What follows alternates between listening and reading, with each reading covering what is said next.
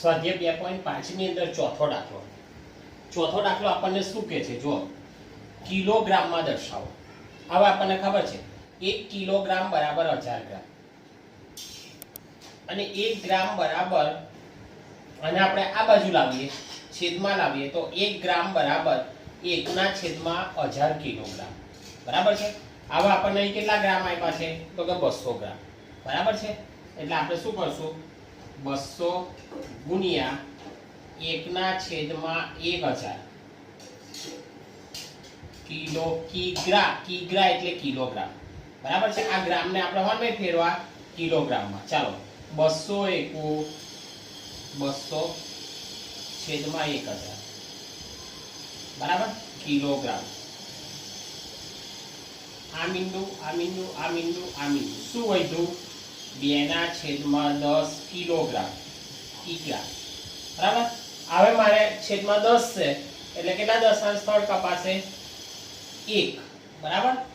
એટલે કે કેટલા સંખ્યા પછી? તો કે 0.2 આવું લખાશે. બરાબર. છેદમાં 10 છે એટલે દશાંશ ચિહ્ન પછી પહેલી સંખ્યા 2 આપણે મૂકવી પડશે. 10 છે એટલે. બરાબર. એટલે આને હું વંચાય 2 દશાંશ, આને પણ વાંચો 2 દશાંશ. હવે 3470 ગ્રામ છે એને આપણે કિલોગ્રામમાં ફેરવવાના. આપણને ખબર છે 1 કિલોગ્રામ બરાબર 1000 ગ્રામ. બરાબર છે. એટલે 3470 ગુણ્યા 1/1000. કેમ 1/1000 કર્યા? તો કે ગ્રામને કિલોગ્રામમાં ફેરવવા માટે. કિલોગ્રામ. ચાલો 3470 ને 1 વડે ગુણશો એટલે 3470 છેદમાં 1000 કિલોગ્રામ. હવે છેદમાં કેટલા છે? 1000 છે એટલે કેટલા સંખ્યા પછી દશાંશ સ્થળ આવશે? 3. 1 2 અને 3 અહીં દશાંશ સ્થળ આવશે. 3.470 કિલોગ્રામ. બરાબર છે. એકદમ સિમ્પલ. ચાલો અહીં આપણને શું કીધું છે? જો 4 કિલોગ્રામ. 4 કિલોગ્રામ તો આપણને આપેલા જ છે એટલે એને ફેરવવાની જરૂર નથી. વત્તા કેટલા ગ્રામ છે? 8 ગ્રામ છે. હવે 8 ગ્રામ છે એને આપણે કિલોગ્રામમાં ફેરવવાના છે અને આ કિલોગ્રામની અંદર આપણે ઉમેરી દેવાના. તો 4 કિલોગ્રામ. બરાબર. આને મારે ગ્રામમાં ફેરવવા છે તો છેદમાં મારે કેટલા મૂકવા પડશે? 1000. કેમ 1000 મૂકવાના?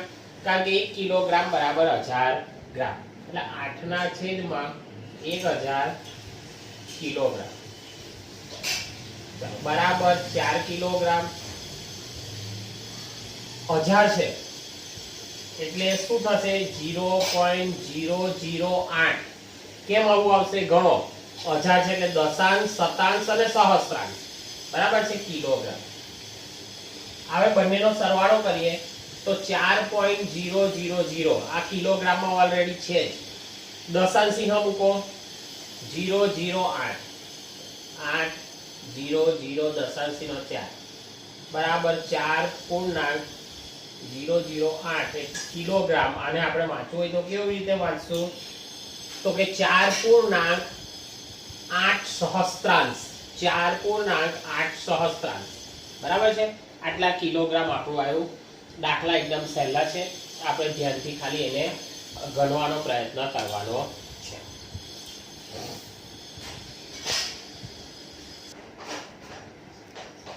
ચાલો દાખલા નંબર 5 શું કહે છે? નીચે આપેલ સંખ્યાને વિસ્તૃત સ્વરૂપની અંદર આપણે લખવાનું છે. બરાબર છે. વિસ્તૃત સ્વરૂપની અંદર એટલે એની સ્થાન કિંમત કેટલી છે એના પ્રમાણે આપણે લખવાનું છે. હવે ત્યાં પહેલા તમને સમજાવી દઉં કે આમ આપણે એક દશાંશ ચિહ્ન મૂકીએ છીએ. સમજો કે અહીં દશાંશ ચિહ્ન છે તો અહીં મેં દશાંશ ચિહ્ન મૂક્યું. બરાબર છે. એક આ લીટી દોરું છું. સમજો આ મારું છે દશાંશ ચિહ્ન. બરાબર. દશાંશ ચિહ્નની આ બાજુની પહેલી સંખ્યા હોય ને તો એને દશાંશ કહેવાય. બીજી સંખ્યા હોય એને શતાંશ કહેવાય અને ત્રીજી સંખ્યા હોય તો એને સહસ્ત્રાંશ કહેવાય. આ બાજુ દશાંશ ચિહ્નની આ બાજુ એટલે ડાબી બાજુની પહેલી સંખ્યા એકમ કહેવાય, બીજી દશક કહેવાય, ત્રીજી સંખ્યા 100 કહેવાય અને ચોથી સંખ્યા 1000 કહેવાય. બરાબર છે. ચાલો આની કિંમત કેટલી થશે ખબર? સ્થાન કિંમત 1/10. શતાંશની થશે 1/100. આની થશે 1/1000. એકમની 1 થશે, દશકની સ્થાન કિંમત 10, 100 ની સ્થાન કિંમત 100 થશે અને 1000 ની સ્થાન કિંમત 1000 થશે. આટલું આપણે યાદ રાખવું પડશે. તમે અહીં જોઈ શકો છો દશાંશ ચિહ્ન છે, પહેલા એકમમાં 0 છે, દશકમાં કેટલા છે? 2 છે.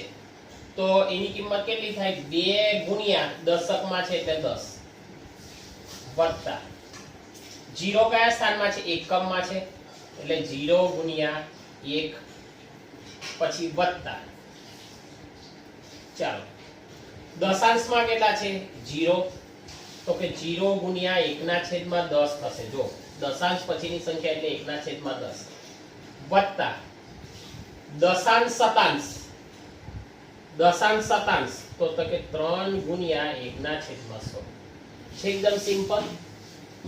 ચાલો દશાંશ ચિહ્નની પહેલી સંખ્યા એટલે એકમ એટલે કે 2 ગુણ્યા 1 વત્તા દશાંશ ચિહ્નની પહેલી સંખ્યા એટલે દશાંશ 0 ગુણ્યા 1/10 વત્તા દશાંશ શતાંશ એટલે 3 ગુણ્યા 1/100. બરાબર છે. અહીં તમે જોઈ શકો છો. ચાલો દશાંશ ચિહ્નની પહેલી સંખ્યા એકમ, દશક અને 100. એકમ, દશક અને 100. 100 ના સ્થાનમાં કેટલા છે? 2 એટલે 2 ગુણ્યા 100 વત્તા દશકમાં 0, 0 ગુણ્યા 10 વત્તા એકમમાં 0, 0 ગુણ્યા 1 વત્તા દશાંશ ચિહ્ન પછી પહેલી સંખ્યા 0 છે એટલે 0 ગુણ્યા 1/10 વત્તા દશાંશ શતાંશ એટલે 3 ગુણ્યા 1/10. બરાબર છે. ચાલો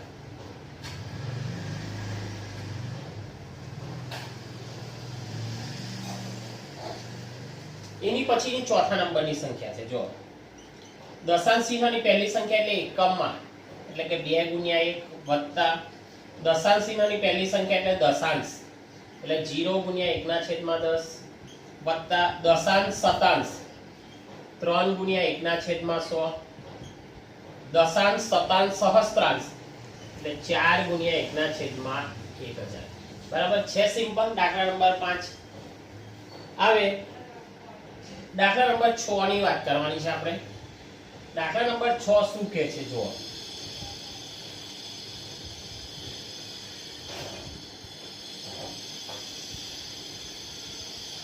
દાખલા નંબર 6 ની અંદર આપણને એવું કહે છે નીચે આપેલી દશાંશ સંખ્યાઓમાં 2 ની સ્થાન કિંમત શોધો. નીચે આપેલ દશાંશ સંખ્યાઓમાં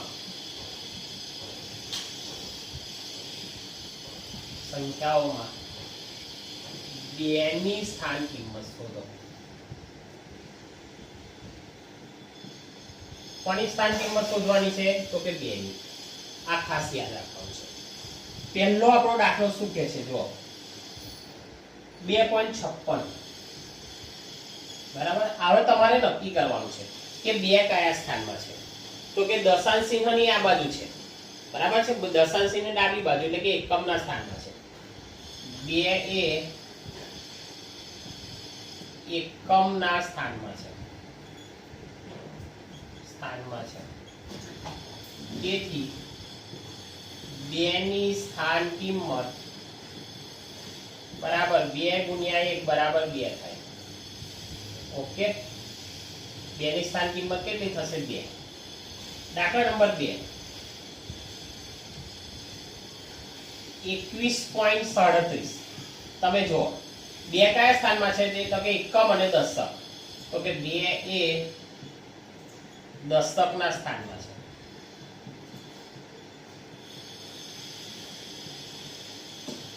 તેથી 2 ની સ્થાન કિંમત 2 ગુણ્યા 10 બરાબર 20 થાય. બરાબર. દશકમાં છે એટલે એને શું કરવાનું? આપણે 10 વડે ગુણવાના. 2 ગુણ્યા 20 એટલે એની સ્થાન કિંમત કેટલી થાય? એની સ્થાન કિંમત કેટલી થાય? 20 થાય. પછી એની પછીની સંખ્યા જુઓ.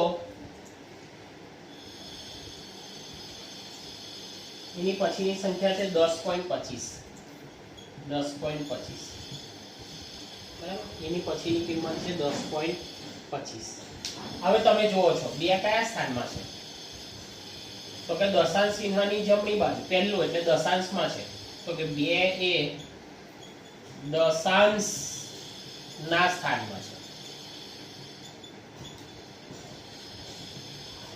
તેથી 2 ની સ્થાન કિંમત 2 ગુણ્યા 1/10 એટલે 2/10 થાય 2 ની સ્થાન કિંમત કેટલી થાય 2/10 બરાબર છે એની પછી એક દાખલા નંબર 4 આપણને આપ્યો છે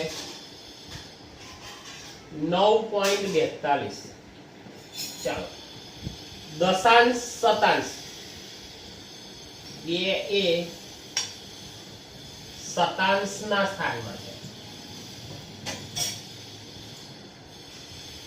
તેથી 2 ની સ્થાન કિંમત બરાબર 2 ગુણ્યા 1/100 બરાબર 2/100 થાય બરાબર ને શતાંશમાં છે એટલે 2 ગુણ્યા 1/100 એટલે 2/100 હવે દાખલા નંબર 5મો પાંચમામાં શું કીધું છે જોવો જો 63.352 તમે જુઓ દશાંશ ચિહ્ન પછી દશાંશ શતાંશ અને સહસ્ત્રાંશ 2 એ સહસ્ત્રાંશ ના સ્થાનમાં છે તેથી 2 ની સ્થાન કિંમત બરાબર 2 ગુણ્યા સહસ્ત્રાંશ એટલે 1/1000 બરાબર 2/1000 થાય છે એકદમ સિમ્પલ દાખલા બરાબર હવે દાખલા નંબર 7 8 અને 9 3 બાકી છે એ આપણે અગાઉ પછી જોઈએ આ જોઈ લો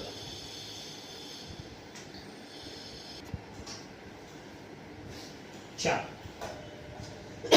દાખલા નંબર 7 શું કહે છે ખબર દિનેશ સ્થળ A પરથી B તરફ જાય છે અને ત્યાંથી C તરફ જાય છે એટલે A પરથી B તરફ જાય છે અને B પરથી C તરફ એટલે દિનેશ અહીંથી અહીં સુધી અહીંથી અહીં સુધી જાય છે A થી B નું અંતર 7.5 કિલોમીટર B થી C નું અંતર 12.7 કિલોમીટર છે તો દિનેશે કેટલું અંતર કાપ્યું હશે એવું આપણને પૂછે છે એ જ રીતે અયુબ A થી D તરફ અને B થી C તરફ જાય છે A થી B નું અંતર 9.3 કિમી અને D થી C નું અંતર 11.8 કિમી છે તો અયુબે કેટલું અંતર કાપ્યું હશે એવું આપણને પૂછે છે અને કોણે વધારે મુસાફરી કરી હશે અને કેટલી વધારે મુસાફરી કરી છે એ આપણે શોધવાનું છે બરાબર છે હવે તમે જુઓ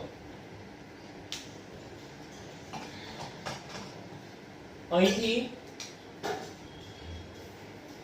અહીં સુધી આ દેખાય તમને આ લાઈન અહીંથી અહીં અને અહીંથી અહીં સુધી આટલું અંતર કોણ કાપે છે ખબર તમને દિનેશ કોણ કાપે છે દિનેશ અહીંથી B સુધી અને B થી C સુધી આટલું અંતર કોણ કાપે છે દિનેશ તો આપણે પહેલું શોધી કાઢીએ કે દિનેશે કાપેલું અંતર દિનેશે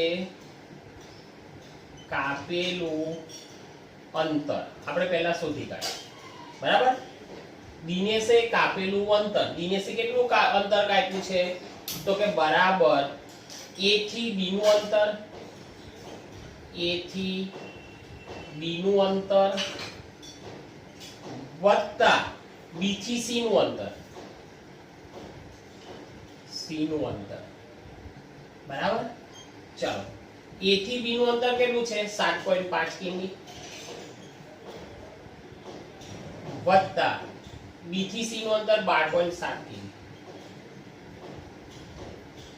બેનો સરવાળો કરી દઈએ 7.5 અને 12.7 7 ને 5 12 2 વધી 1 7 ને 8 ને 2 10 10 ઓછું વધી 1 20.2 કિમી અંતર કોને કાપ્યું છે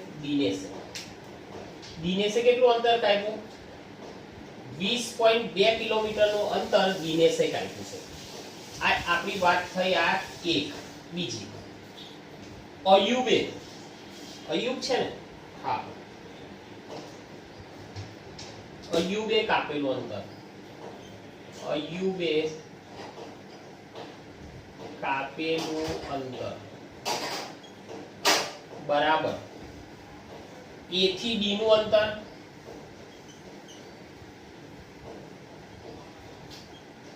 વત્તા B થી C નું અંતર.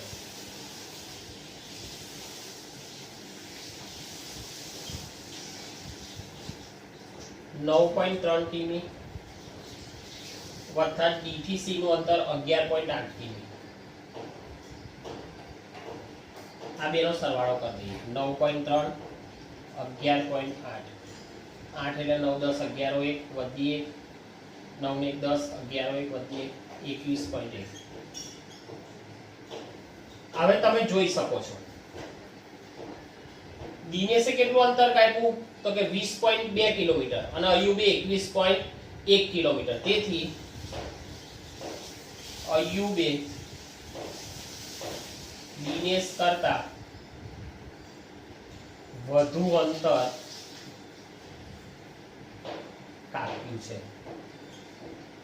હવે આપણે નક્કી કરીએ કે અયુબે કેટલું વધારે અંતર કાપ્યું. અયુબે કાપેલું વધુ અંતર બરાબર. ચાલો એને કેટલું કાપ્યું 21.1 ઓછા અયુબે કેટલું કાપ્યું 20.2 કિમી બરાબર. બાદબાકી કરી દો. 21.1 માંથી 20.2 બાદ કરીએ. અહીંથી દશાંશ લઈએ લઈ થશે 11 માંથી 2 જાય એટલે 8 અહીં 0.8 કિમી અંતર અયુબે શું કર્યું છે વધુ કાપ્યું છે. વધુ કાપ્યું છે બરાબર છે. આ રીતે આપણે તમે દાખલો જોઈ લો. આપણું સ્વાધ્યાય છે 2.5. એની પછીનો 8મા નંબરનો દાખલો પણ તમે વાંચતા રહેજો. એની અંદર શું કહે છે આપણને એ પણ આપણે જોવાનું છે બરાબર છે. ચાલો 8મા નંબરનો દાખલો કોણ વાંચશે?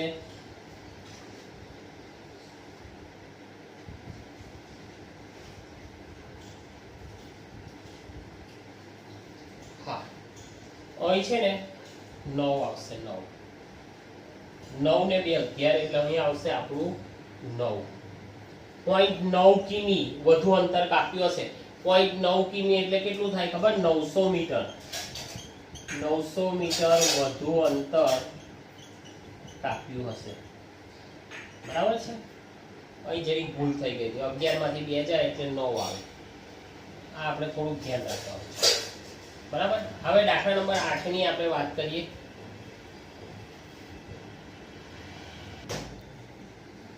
ચાલો દાખલા નંબર 8 ની અંદર આપણને શું કહે છે? જો શ્યામ 5 કિલોગ્રામ 300 ગ્રામ સફરજન અને 3 કિલોગ્રામ 250 ગ્રામ કેરી ખરીદે છે. શ્યામ બરાબર. સરલા 4 કિલોગ્રામ 800 ગ્રામ સંતરા અને 4 કિલોગ્રામ 150 ગ્રામ કેળા ખરીદે છે. કોને વધુ ફળ ખરીદ્યા હશે એવું આપણને કહે છે બરાબર છે. હવે તમે જો પહેલા આપણે અહીં લખી દઈએ. શ્યામે ખરીદેલા ફળ બરાબર કેટલા ખરીદ્યા છે એને? 5 કિલોગ્રામ 300 ગ્રામ. શું ખરીદ્યું એને? સફરજન વત્તા 3 કિલોગ્રામ અને કેટલા છે 250 ગ્રામ. 250 ગ્રામ એને શું ખરીદ્યું તો કે કેરી. શું ખરીદી? કેરી. તો એને કુલ કેટલા ફળ ખરીદ્યા તો કે જોઈએ તો કે 5 ને 3 8 કિગ્રા ગ્રામની મેં 300 અને 250 એટલે 550 ગ્રામ. બરાબર છે. આટલા ફળ ખરીદ્યા, શ્યામે ખરીદેલા ફળ 8 કિલોગ્રામ 550 ગ્રામ. બરાબર છે. હવે તમારે આ ગ્રામને કિલોગ્રામમાં ફેરવવા હોય તો 8 કિગ્રા વત્તા 550 છેદમાં ગ્રામમાં ફેરવવા હોય તો આપણને ખબર છે 1 કિલોગ્રામ બરાબર 1000 ગ્રામ, એટલે છેદમાં કેટલા મૂકવા પડે? 1000. બરાબર છે. એટલે 1000 એટલે 3 દશાંશ સ્થળ આવશે, એટલે કે 8.550 કિલોગ્રામ ફળ કોણે ખરીદ્યા હશે? શ્યામે. બરાબર છે. ચાલો હવે આપણે લખીએ કોણે ખરીદ્યા? સરલાએ. સરલાએ ખરીદેલા ફળ બરાબર કેટલા? જો 4 કિલોગ્રામ 800 ગ્રામ. શું ખરીદાય ને? સંતરા. વત્તા 4 કિલોગ્રામ 150 ગ્રામ 150 ગ્રામ. શું ખરીદું છે? કેળા. બેનો સરવાળો કરો. 4 ને 4 8 કિલોગ્રામ વત્તા 8 ને 9 950 ગ્રામ 950 ગ્રામ. ગ્રામને કિલોગ્રામમાં ફેરવીએ. 8 કિલોગ્રામ વત્તા 950 ના છેદમાં 1000 કિલોગ્રામ બરાબર 8.950 કિલોગ્રામ. આ કોણે ખરીદ્યું છે? સરલાએ. હવે તમે અહીં જોઈ શકો છો 8.950 અને 8.550. તો આપણે આની પરથી આપણે કહી શકીએ કે કોણે વધુ ફળ ખરીદ્યા છે? તો આપણે લખશું તેથી સરલાએ વધુ ફળ ખરીદ્યા છે. કેટલા? એવું પૂછે કેટલા ફળ વધુ ખરીદ્યા છે? તો કે 8.950 ઓછા 8.550. બેની શું કરી દેવાની આપણે? બાદબાકી. અહીં જુઓ 8.950 માઇનસ 8.550 0 0 4 બરાબર. એટલે 0.400 કિલોગ્રામ 0.400 કિલોગ્રામ એટલે કે કેટલા? તો કે 400 ગ્રામ બરાબર વધુ ફળ ખરીદ્યા છે. બરાબર. એટલે 400 ગ્રામ લખશો તો પણ ચાલશે. હવે તમારે શું કરવાનું છે? એની પછીનો એક દાખલો છે. જો શું છે વાંચો. જો દાખલા નંબર શું કહે છે આપણને?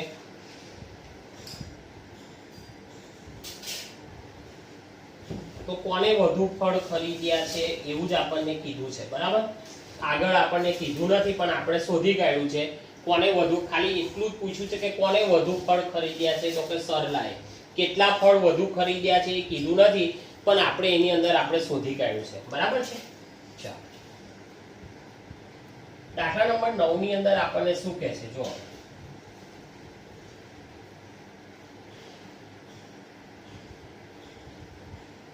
દાખલા નંબર 9 આપણને એવું કહે છે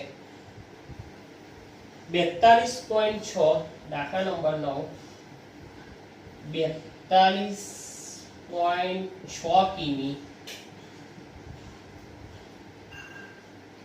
કરતા 28 કિમી કેટલું ઓછું છે? એકદમ સિમ્પલ દાખલો છે. આપણને પૂછે કે 42.6 કિમી કરતા 28 કિમી કેટલું ઓછું છે? તો આપણે લખીએ 42.6 કરતા 28 કિમી કેટલું ઓછું છે?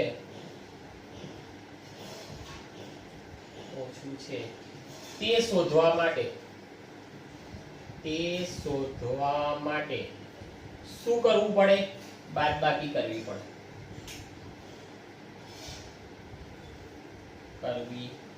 તેથી 42.6 ઓછા 28.0 ના લખો તો પણ ચાલે. 42.6 દશાંશ ચિહ્ન 28 0 6 ના 6 દશાંશ ચિહ્ન 12 8 ને 4 12 14.6 ઈમી ઓછું છે સિમ્પલ દાખલો. બરાબર. આ રીતે આપણું સ્વાધ્યાય 2 પોઈન્ટ અહીં પૂરું થાય છે. શાંતિથી તમારે શું કરવાનું છે તે પણ કહી દઉં. વિડીયો તમારે એવું લાગે તો 2 વખત જોઈ લેવાના. પ્રકરણ એકદમ સહેલું છે. હવે આપણે આની પછી 2.6 ની આપણે શરૂઆત કરીશું. બરાબર. ધ્યાનથી વિડીયો જોજો અને દાખલા સમજો.